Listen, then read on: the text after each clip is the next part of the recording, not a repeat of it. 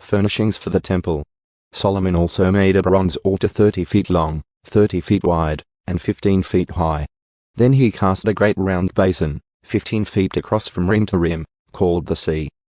It was 7.5 feet deep and about 45 feet in circumference. It was encircled just below its rim by 2 rows of figures that resembled oxen. There were about 6 oxen per foot all the way around, and they were cast as part of the basin. The sea was placed on a base of 12 bronze oxen, all facing outward. 3 faced north, 3 faced west, 3 faced south, and 3 faced east, and the sea rested on them. The walls of the sea were about 3 inches thick, and its rim fled out like a cup and resembled a water lily blossom. It could hold about 16,500 gallons of water. He also made 10 smaller basins for washing the utensils for the burnt offerings. He set 5 on the south side and 5 on the north. But the priests washed themselves in the sea.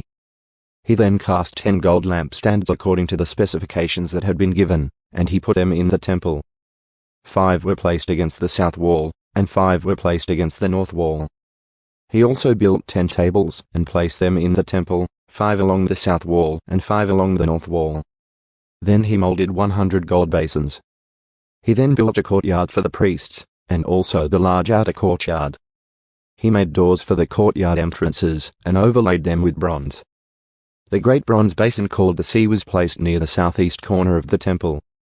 Hammurabi also made the necessary wash basins, shovels, and bowls.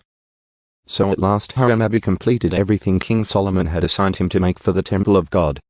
The 2 pillars. The 2 bowl-shaped capitals on top of the pillars. The 2 networks of interwoven chains that decorated the capitals. The 400 pomegranates that hung from the chains on the capitals, 2 rows of pomegranates for each of the chain networks that decorated the capitals on top of the pillars. The water carts holding the basins. The sea and the 12 oxen under it.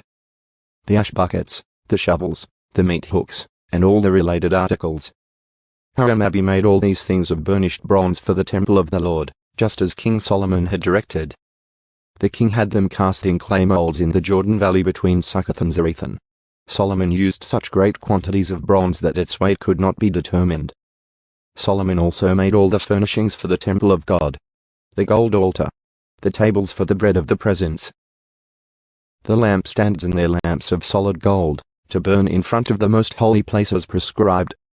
The flower decorations, lamps, and tongs, all of the purest gold.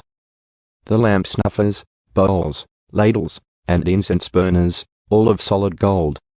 The doors for the entrances to the most holy place and the main room of the temple, overlaid with gold.